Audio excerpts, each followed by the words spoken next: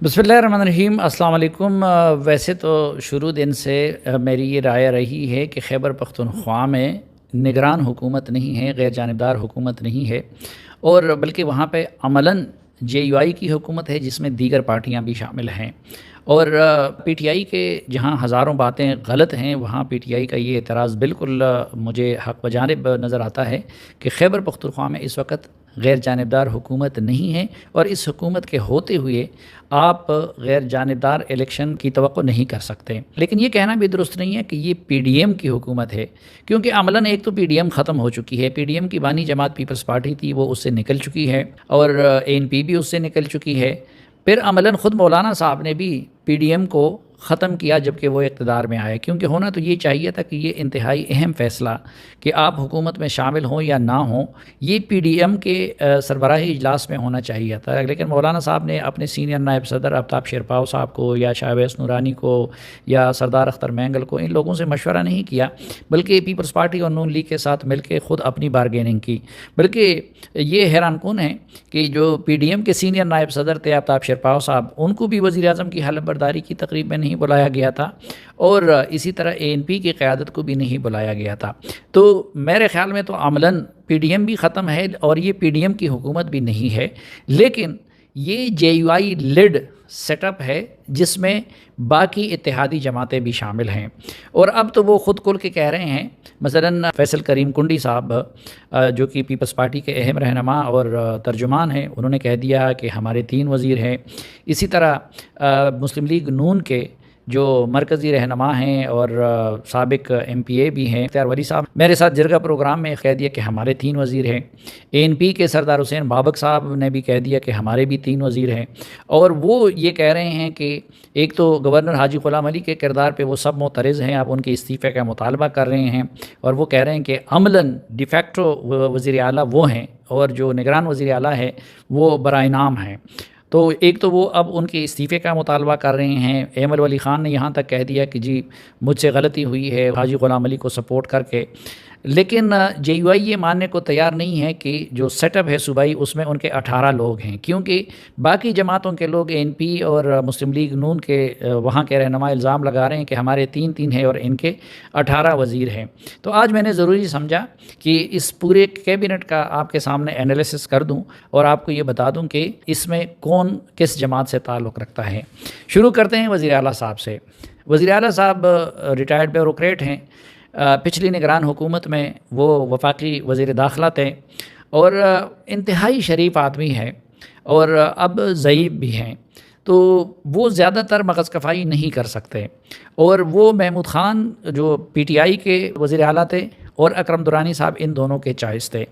लेकिन अमलन ये हकीकत है, और इस इल्ज़ाम में ANP, मुस्लिम लीग नून, पीपल्स पार्टी या बाकी जमातें हक़ बजानिब हैं कि अमलन हुकूमत JUI चला रही है। और JUI में भी फिर 3, एक तो गवर्नर साहब हैं और दूसरे अकरम दुरानी साहब हैं जो साबिक वज़ीर आला है, और तीसरे मौलाना फजलुर्रहमान साहब के भाई हैं। अब मेरे साथ जिरगा प्रोग्राम में ग़ुलाम अली साहब ने कहा कि मेरे पास तो कोई कानूनी इख्तियार नहीं है और सारा इख्तियार तो वो उनके पास हैं।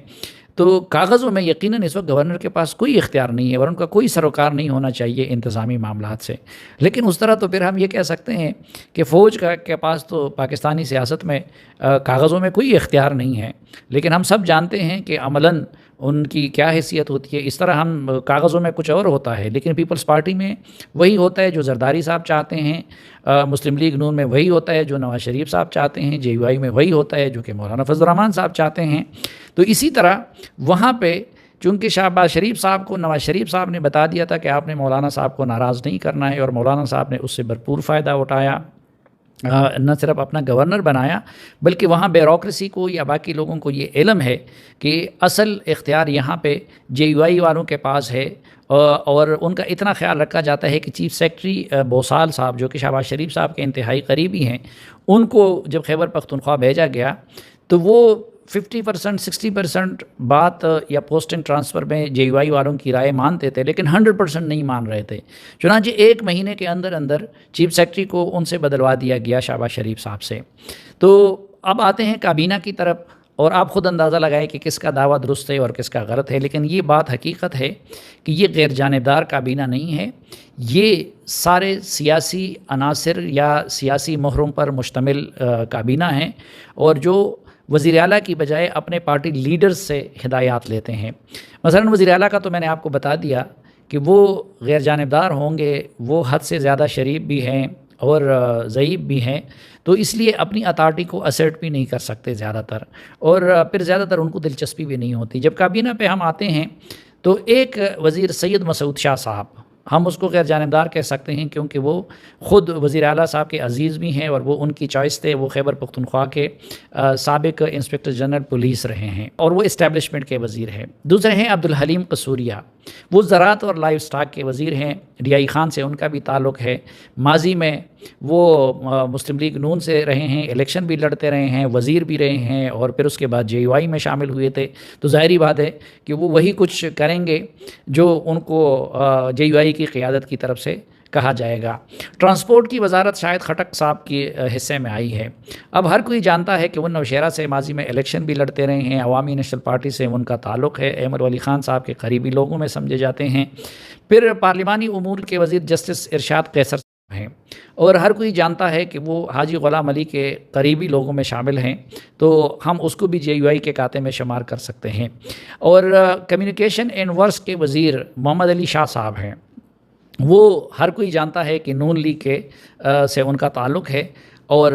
نون لیگ ہی کے وہ سرکردہ رہنما رہے ہیں، اور وہ وزیر اعلیٰ کی بجائے نون لیگ کی قیادت کی طرف دیکھیں گے۔ پھر بخت نواز تاکوٹ صاحب ہیں جو جنگلات کے وزیر ہیں، اور ان کا بھی تعلق نون لیگ سے ہے، اور نون لیگ کے سرکردہ سیاسی رہنما ہیں۔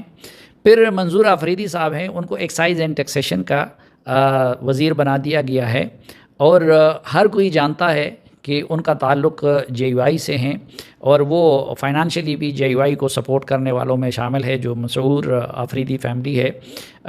یہ اس سے ان کا تعلق ہے۔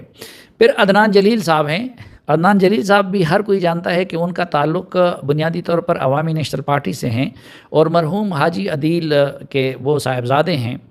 لیکن تعلق ان کا اے این پی سے ہے، لیکن وہ آئے ہیں حاجی غلام علی صاحب کے کوٹے میں، کیونکہ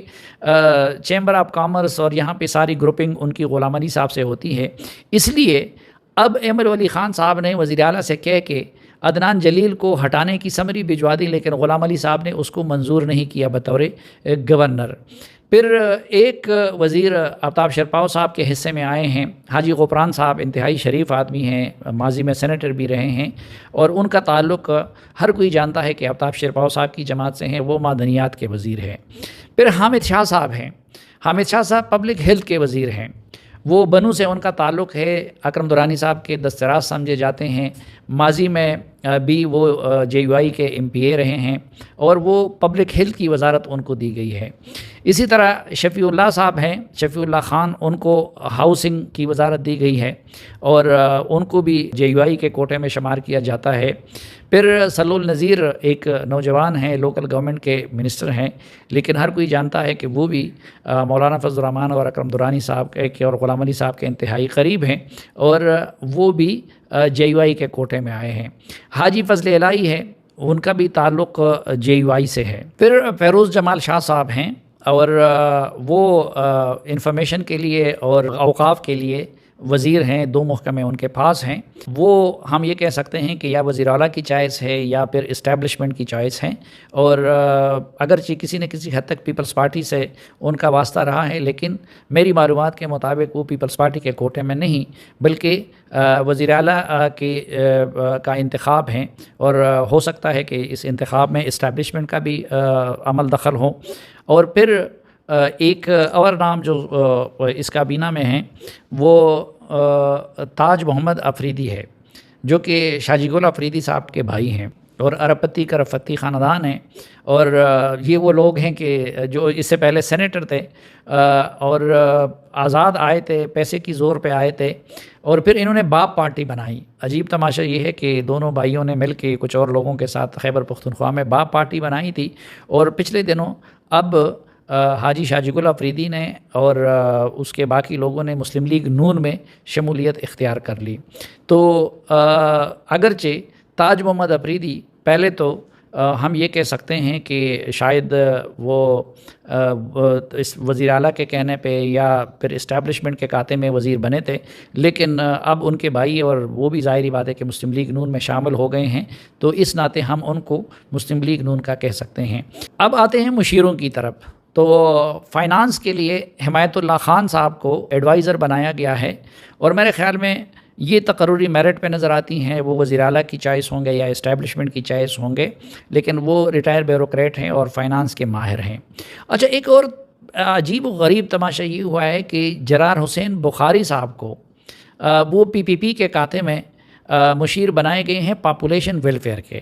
لیکن جرار حسین بخاری صاحب کے معاملے میں پیپلز پارٹی نے اس بے شرمی سے کام لیا ہے کہ وہ نیر حسین بخاری صاحب کے صاحبزادے ہیں۔ اب ہر کوئی جانتا ہے کہ ان کا تعلق اسلام آباد سے ہیں،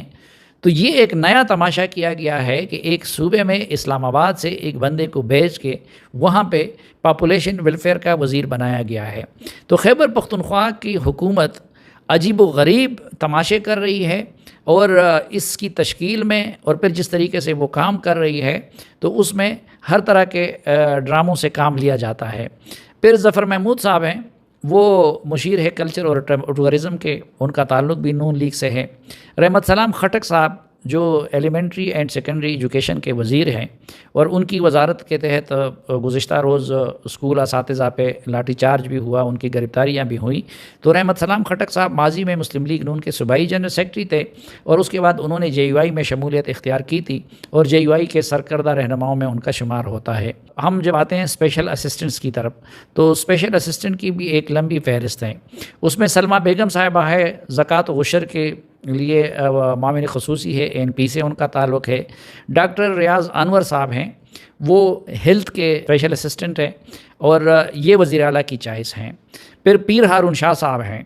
وہ ایک پشتو اخبار کے ایڈیٹر ہیں، لیکن وہ ANP کے کوٹے میں وزیر بنے ہیں۔ اور اب یہ بھی ایک عجیب، اس لیے میں کہتا ہوں کہ میں تو اس چیز کا شدید مخالف ہوں کہ صحافیوں کو وزیر مشیر نہیں بننا چاہیے۔ اب وہ پشتو اخبار چلانے والے ہیں اور ANP سے ان کا تعلق ہے، لیکن ان کو ریونیو ڈپارٹمنٹ کا اسپیشل اسسٹنٹ بنایا گیا ہے۔ پھر شیراز اکرم باچا صاحب ہیں، وہ فوڈ کے لیے اسپیشل اسسٹنٹ ہے، ان کا تعلق بھی نون لیگ سے ہیں۔ ملک مہر الہی صاحب ہیں، وہ لیبر ڈپارٹمنٹ کے لیے معاون خصوصی ہیں، اور JUI سے ان کا تعلق ہے۔ اور ہدایت اللہ آفریدی صاحب ہیں، تو ہدایت اللہ آفریدی کا تعلق بھی پیپلز پارٹی سے ہیں، اور ضیاء اللہ آفریدی صاحب جو کہ پہلے وہ PTI میں تھے، وزیر بھی تھے، اس کے بعد انہوں نے پیپلز پارٹی کو جوائن کیا تھا، تو یہ ان کے بھائی ہیں۔ تو یہ اگر آپ دیکھ لیں تو یہ بیشتر وزراء اس میں سوائے چند کے،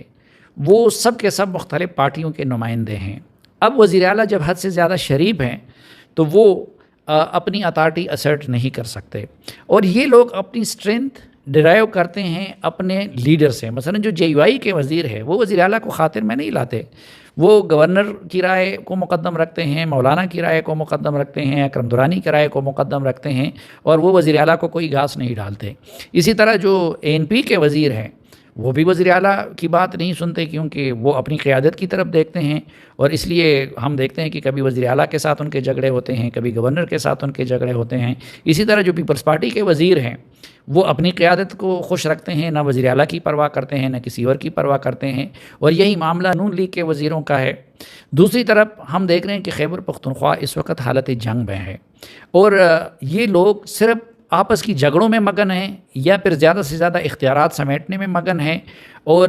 نہ ان کی ٹیررزم سے متعلق کوئی پالیسی ہے، نہ کوئی ان کا عمل دخل نظر آتا ہے۔ ضلع کرم کی مثال لے لیجئے کہ کئی دنوں سے وہاں پہ تنازعہ چل رہا تھا زمین کا، لیکن اس حکومت کو یہ توفیق نہیں ہوئی کہ وہاں جا کے مداخلت کرے، اور پھر جب وہاں پہ خونریزی ہوئی 3 دن کی، تو فوج اور FC کو طلب کرنا پڑا، اور اس کے بعد اب ان کے درمیان ایک معاہدہ ہوا ہے۔ اسی طرح کرپشن کے اتنے قصے عام ہیں کہ بعض لوگ مجھے ایک وزیر بتا رہے تھے کہ اسی طرح لوگ وسائل پہ ٹوٹ پڑے ہیں جس طرح افطاری کے وقت ہم افطاری پہ ٹوٹ پڑتے ہیں۔ تو اس تناظر میں اگر دیکھا جائے، اب تو سب ایک دوسرے پہ الزامات بھی لگا رہے ہیں۔ اور آپ پیپلز پارٹی کے وزیروں کے ساتھ بیٹھے ہیں تو وہ کہتے ہیں کہ جی سب کچھ JUI کے وزیر کر رہے ہیں اور یہ نون لیگ والے یہ کر رہے ہیں. آپ نون لیگ والے سے بیٹھے تو وہ کہتے ہیں جی وہ JUI والے کرپشن کر رہے ہیں اور سب کچھ گورنر کے پاس ہے. آپ ان کے ساتھ بیٹھے تو JUI والے کہتے ہیں کہ جی ہم تو فرشتے ہیں، یہ سب کچھ یہ کر رہے ہیں.